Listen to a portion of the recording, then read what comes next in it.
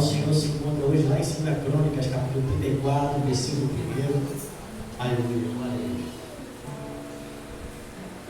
Aleluia. 2 Crônicas, capítulo 34, versículo de número 1. Aleluia. Agradeço ao meu bispo João Castro. Muito obrigado por essa oportunidade de ficar presente. Eu creio que a gente vem não por causa do pregador. Eu aprendi que eu venho para a igreja por causa de Deus. É Ele que tem que ser adorado, Ele que tem que ser louvado, é Ele que tem que ser glorificado.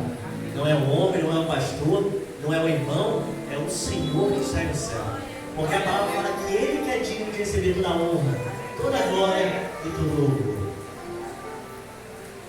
E a palavra do Senhor vai dizer assim, 2 Crônicas, capítulo 34, versículo 1. Tinha Josias 8 anos de idade, quando começou a reinar, e reinou 31 anos em Jerusalém.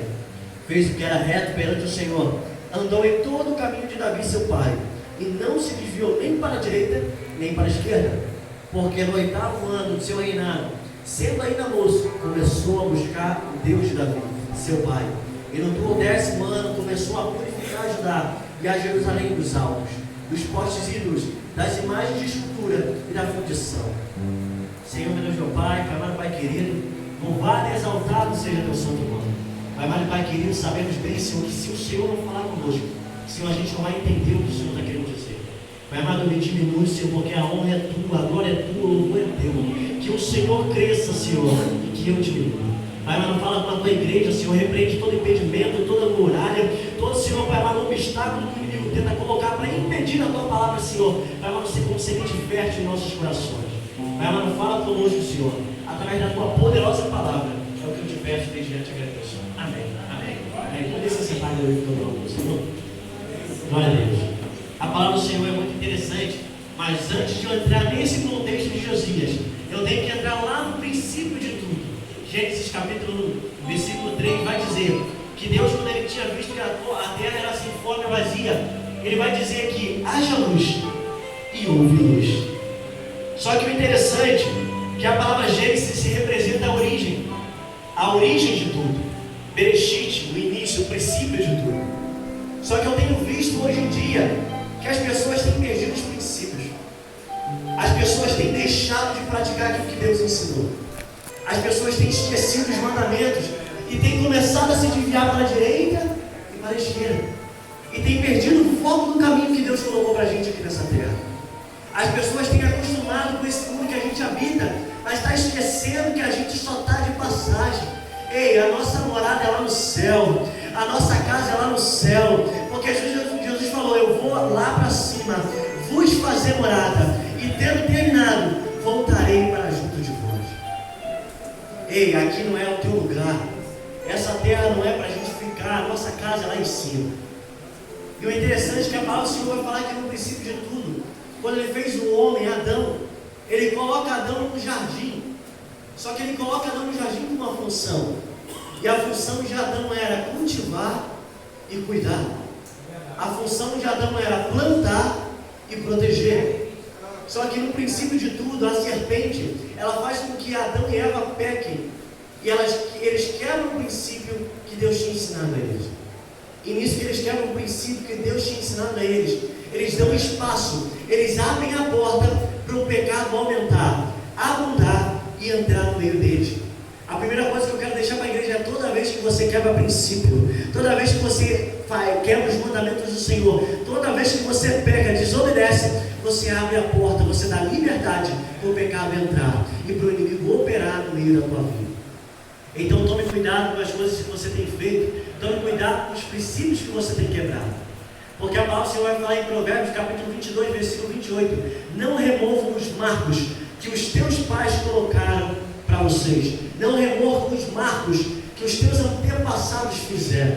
Os marcos realmente eram os costumes, os pensamentos, o ensinamento que os pais davam aos filhos.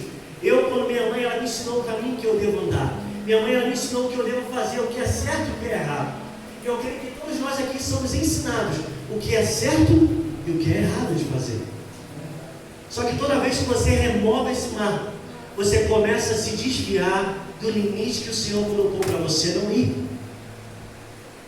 Esse marco também era tido antigamente como uma pedra, ou um poste que era colocado como limite, representando aonde era a terra, representando que só até aqui que você pode ir, só até aqui que te pertence. E aqueles que passavam esse limite, eles estavam quebrando aquele marco. O Senhor vem falando comigo que tem muita gente quebrando o princípio, tem muita gente atravessando os limites que Ele tem posto, tem muita gente tirando aquilo que Deus tem ensinado e tem trazido para a igreja novos ensinamentos, novas doutrinas, novos jeitos. Mas eu venho falar para você que a porta continua sendo estreita, o caminho continua sendo apertado, a rua continua sendo dificultosa. Se você não entrar pela porta que é estreita, pelo caminho que é dificultoso, você não vai para o céu. As pessoas têm ensinado que não vem por esse caminho que leva, vem por essa aqui que você consegue. Ei, faz isso aqui. Não. A rua ainda é de santidade, a rua ainda tem que ser de purificação, o caminho ainda é estreito, é apertado. É necessário você deixar aquilo que te pesa, é necessário você deixar para trás os costumes antigos, é necessário você deixar para trás aquilo que não vai te fazer prosseguir. O apóstolo Paulo fala que a gente é posto numa carreira, é necessário a gente lançar fora todo o peso que está em nós. Que peso é esse? É o pecado, a fornicação. É necessário tirar a fofoca, é necessário tirar tudo que não provém de Deus, e vestir as vestes de santidade, porque senão a gente não entra no céu. O Senhor tem falado comigo que as pessoas têm costumado pegar o caminho mais fácil. As pessoas têm começado a ir para o caminho que é mais prazeroso a elas. Mas o Senhor tem falando: eu não vou trocar a porta, eu não vou tirar o caminho, eu não vou mudar o que você tem que fazer. O Senhor está falando: o caminho ainda é o mesmo, a porta continua sendo a mesma, e a palavra continua sendo a mesma. Não adianta eu trazer uma nova tradução para você, a palavra continua sendo palavra. Eu tenho visto que as pessoas têm dado mais importância para louvor, mais importância para as outras coisas, e têm tirado a importância da palavra. Só que eu aprendi que é a palavra que liberta, é a palavra que transforma, é a palavra que te leva para a vida eterna. Não perca os princípios que os nossos pais nos ensinaram. Ei, preste atenção na palavra do Senhor. O Senhor está vindo para mim, falando para mim e para você, que não estou falando para você não. Porque antes de eu pregar para você, eu tenho que pregar primeiro para mim. E o Senhor tem falado: filho, eu continuo guardando a essência. Porque quando Satanás ele vai na presença de Deus, Deus ele fala: tu viste meu servo Jó? Homem íntegro e sincero, e que se desvia da aparência do mal. Ei, é isso que a gente tem que fazer. A gente tem que ser íntegro, a gente tem que guardar a essência, a gente tem que continuar se afastando do caminho do mal. E tem pessoa que tem batido no peito: não, eu consigo, eu posso, Satanás não é nada. Mas quando cai na fornicação, depois vai falar o quê? Ei, a palavra do mundo espiritual é real. O Senhor ele é real, o Satanás ele é real. E a palavra fala que o ladrão ele não veio senão sequer para roubar, matar e destruir. Porque a palavra do Senhor vai falar que tinha duas árvores naquele jardim: o conhecimento do bem e do mal e da vida eterna. Mas o que me chama a atenção, pastor, que Satanás fala: come do conhecimento do bem e do mal. Porque Jesus fala: se comeres dessa árvore, certamente morrerás. Por que Satanás não mandou comer da árvore da vida eterna? Porque Satanás ele veio para matar, ele veio para destruir, ele veio para tirar tudo aquilo que Deus tem colocado nas nossas vidas. Ei, a palavra continua sendo a mesma: vigiai e orai. Continua sendo vigilante, continua sendo atalaia dentro da tua casa, continua sendo atalaia quando sair da tua casa. Ei, continua vigiando, continua guardando a palavra do Senhor. Só que o interessante é que a palavra do Senhor vai falar que quando eles quebraram esse princípio, quando eles tiraram esses marcos, a palavra do Senhor vai falar que eles foram expulsos do jardim.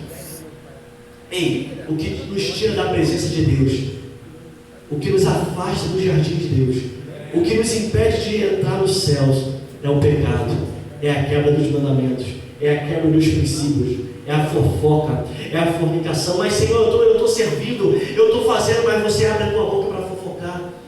Senhor, eu estou fazendo a tua obra, mas você empresta o teu ouvido para fofoca.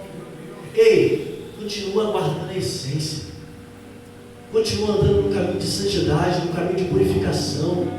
Ei, continua se consagrando, continua se purificando, continua se lavando dia após dia. Porque o salmista Davi, quando ele erra, quando ele peca, ele vai falar: Senhor, purifica-me com dia após dia, a gente ser purificado e lavado pelas águas purificadoras do Senhor Jesus. Só que o interessante é que esses marcos, o que são esses marcos? São os ensinamentos, são os mandamentos do Senhor. É o ensinamento que Ele fala, ser esses imitadores de Cristo. É viver como Ele viveu, é andar como Ele andou, é fazer como Ele fazia, é servir como Ele servia, é ajudar como Ele ajudava, é estender a mão como Ele estendia, é não julgar como Ele não julgou. E andar no caminho do Senhor é fazer o que Ele fazia. Quantas vezes você tem julgado o teu irmão, você tem apontado, e Jesus, Ele podendo julgar, Ele não julgou. Ele sentava no meio dos pecadores, dos escarnecedores, e no meio lá fora, você, quando vê um mendigo, quando vê uma pessoa que você acha que não é merecedora da graça, quem sou eu com você para falar quem merece e quem não merece? Ei, continue estendendo a mão. Porque quando você estava lá fora, o Senhor estendeu a mão para você. Quando você estava caindo, o Senhor levantou você. Quando você não conseguia, quando você não tinha mais força, o Senhor te resgatou. Porque o Senhor, Ele te fez como luz nessa terra, como sal. Ele fez a gente para fazer diferença, para brilhar. E quantos não têm feito essa diferença que o Senhor chamou a gente para fazer? E agora o Senhor vai falar que no princípio, quando Ele coloca Adão naquele jardim para cultivar e para plantar, Ele coloca os sacerdotes no templo para ministrar, para servir, para ajudar e para guardar. O Senhor, Ele vem falando: ei, eu não trouxe você só para servir, eu não trouxe você só para plantar, eu trouxe você também para cuidar da minha obra.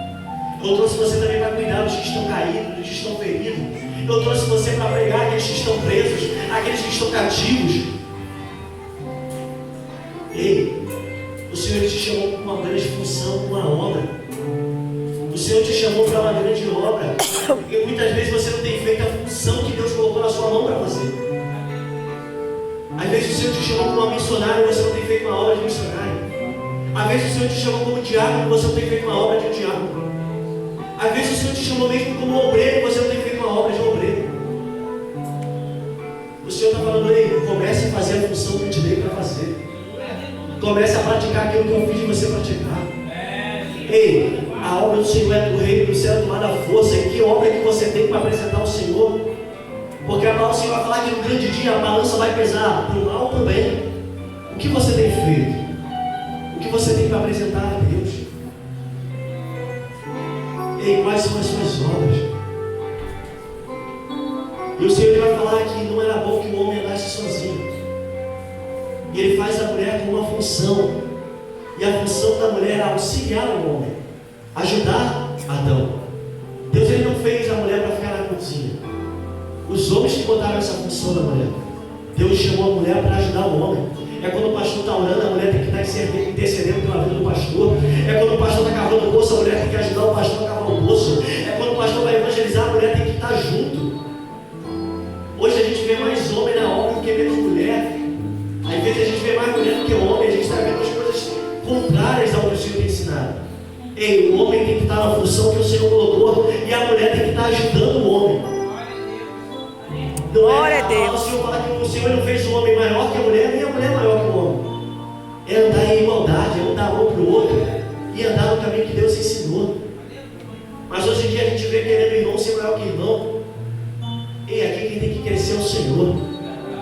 É Ele que tem que ser anunciado, é Ele que tem que ser divulgado, é Ele que tem que ser glorificado.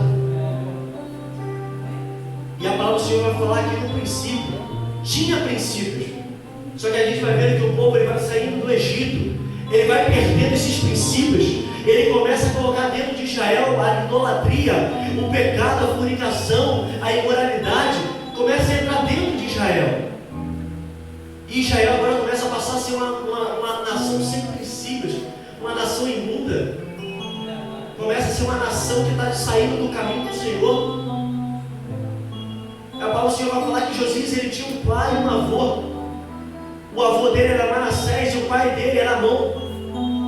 Ambos faziam o que era mal perante os olhos do Senhor. E foram tidos como os piores reis daquela época. Só que o que me chama a atenção é que Josias tinha apenas 8 anos quando começou a reinar. E a palavra do Senhor vai nos dizer que ele fez o que era reto, e o que era bom, perante os olhos do Senhor. A palavra do Senhor vai falar que ele andava em todo o caminho que Davi, seu pai, andava. E isso me chamou a atenção. Como que pode o pai dele ter 22 anos e começar a reinar e fez tudo que era mal? O seu avô ele começou a reinar com 12 anos e fez tudo que era mal. E um garoto com 8 anos, no meio de um exemplo horrível, no meio de uma referência horrível, ele fez o que era bom. Ele fez o que era reto. Ei, eu vou trazer uma tradução mais familiar para vocês. Às vezes o teu pai era fumante, traficante, drogado, alcoólatra, mas você hoje é crente, é servo do Senhor. Às vezes sua mãe saía do rumo, vivia em bar e vivia outras vidas, mas você está na casa do Senhor.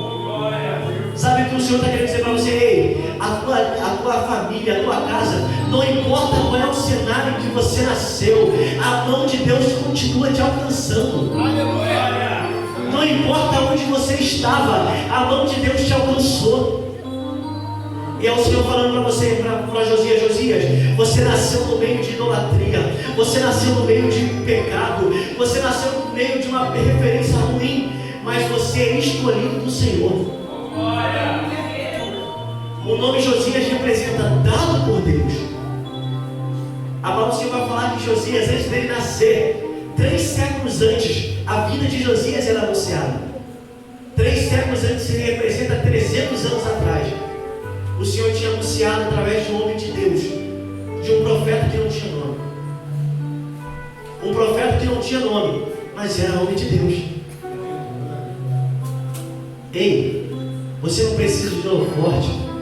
Você não precisa que seu nome seja conhecido. Você não precisa que as pessoas olhem para você. Só basta você ser um homem e uma mulher de Deus. Isso basta. Elias, ele fazia grandes coisas, mas era conhecido como um homem de Deus. E você tem sido reconhecido dentro da tua casa, dentro da tua família, na rua, como um homem e uma mulher de Deus? Você tem que ser conhecido como um homem e uma mulher de Deus. É assim que você tem que ser conhecido. Não é como o maior pregador, não é como a maior missionária. Não, ela é uma mulher de Deus. Não, ele é um homem de Deus. É assim que a gente tem que ser conhecido aqui nessa terra. Só que o interessante é que quando Josias está passando por um caminho de referência ruim, que ele está passando por a idolatria, daquele momento ruim, o Senhor está falando para ele. Ele está falando para Israel: ei, vai vir um rei. E esse rei vai restabelecer os princípios mais uma vez. Vai vir um rei e vai botar o meu povo no caminho de novo. Vai vir um rei e vai começar a planar as veredas de novo. Vai vir um rei e vai mostrar o caminho que havia se perdido. Eu vim aqui hoje falar para você qual é o caminho que Deus apresentou. O caminho é Jesus Cristo. A palavra fala que eu sou o caminho, a verdade e a vida. Ninguém vem ao Pai senão por mim. Eu não sei qual é o caminho que você tem pego, eu não sei qual é a rota que você tem direcionado, mas sem Jesus não dá. Sem Jesus dentro da tua casa e da tua família, você não vai chegar lá. E a palavra do Senhor vai falar que Josias, ele era o menor, ele tinha menos idade, ele não tinha experiência, mas Deus estava falando comigo: filho, ele não tem experiência, mas ele está no caminho certo. Filho, ele não tem idade para governar, mas está no caminho certo. Filho, ele não é um grande rei, mas está no caminho certo. Filho, ele não teve boa referência, mas está no caminho certo. Ei, eu venho falar para você: não importa qual é o teu nome, não importa quem foi teu pai, não importa quem foi tua mãe, não importa o que você fez lá atrás, o que importa é que você está no caminho certo. O Senhor estava falando para Josias, as pessoas olhavam para Josias, um garoto de 8 anos, e falavam: esse é o cara que vai nos governar? Esse é o menino que vai nos governar? Mas o Senhor está falando: é menino, mas com 16 anos começou a buscar a presença de Deus. Com 20 anos começou a tirar os postes ídolos. Com 20 anos começou a limpar os altares do Baal. Começou a tirar a haste, começou a tirar os ídolos.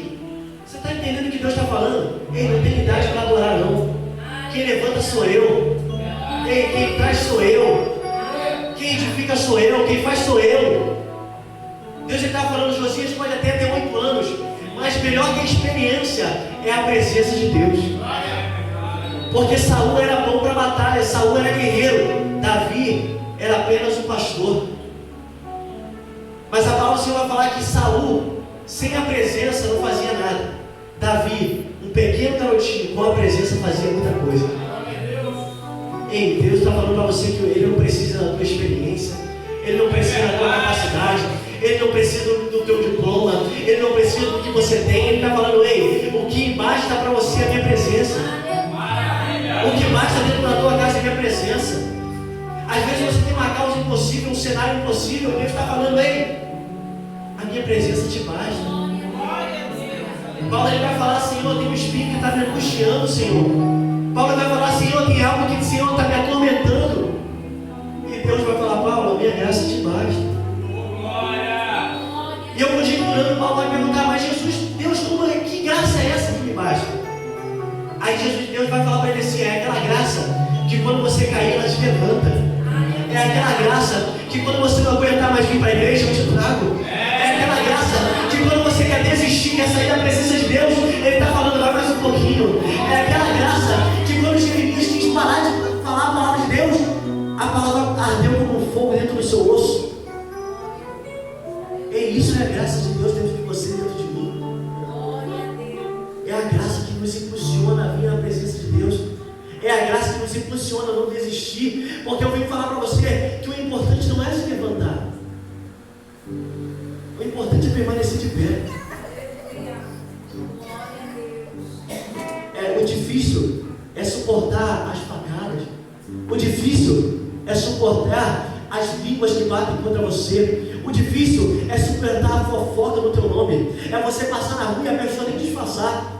Isso que é difícil. E o pior é de dentro da tua casa. O pior é da igreja. Isso que é difícil. Mas o Senhor foi falando aqui a palavra do trigo e do joio. Eram iguais. Eram iguais. E só tinha como diferenciar na colheita.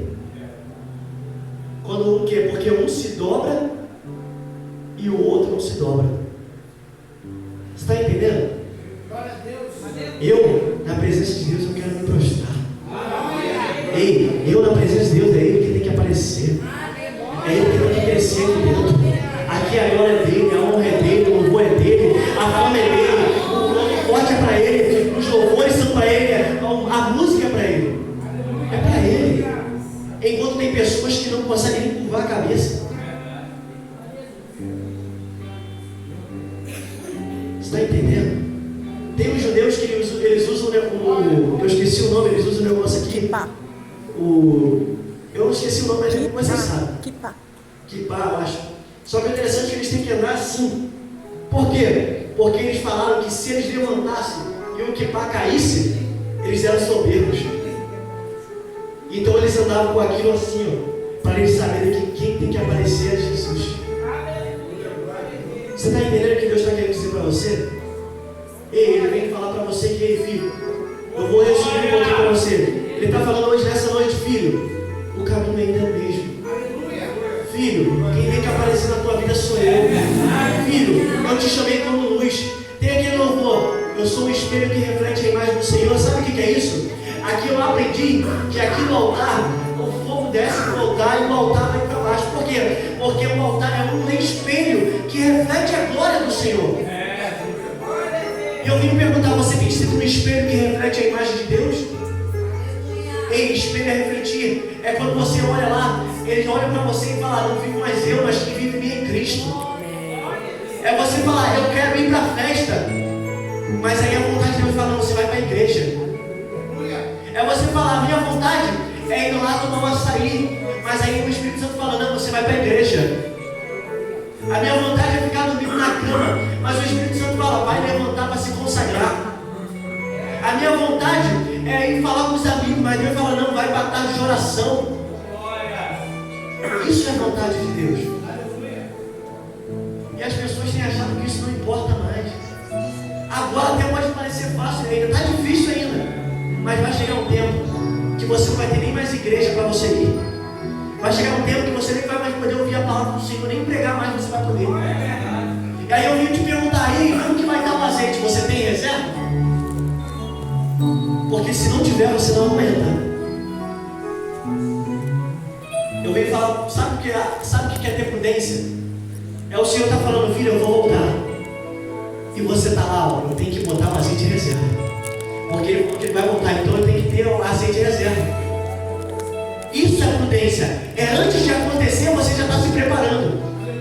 Porque Daniel, antes de ele ser jogado na cova, ele orava 3 dias por dia. 3 vezes ao dia ele orava. Isso é ter reserva. Você tem reserva na presença de Deus? Você tem reserva na presença de Deus? Se Jesus vir hoje, a tua lamparina está acesa? O seu azeite tem ainda aí? Porque eu infelizmente ouvi dizer, porque se não tiver, você não sobe. Aí você pode ficar com os bares, pode ficar com a sua televisão, pode ficar com a fama, pode ficar com o holofote. Tudo que eu quero é me assentar na mesa com Ele. As pessoas têm que tocar no princípio. Às vezes mais importante que a salvação é uma chave de vitória. Às vezes mais importante que a salvação é um carro novo. Não. Mais importante que o carro novo é a salvação. Mais importante que a chave de vitória é a salvação. Primeiro você garante o teu nome no livro da vida e as coisas da terra vêm depois. A palavra do Senhor fala, buscar em primeiro lugar o reino dos céus e a tua justiça. E aí tem mais coisas, vos serão acrescentadas. O carro não, Deus está falando, eu vou te dar o carro, eu vou te dar a chave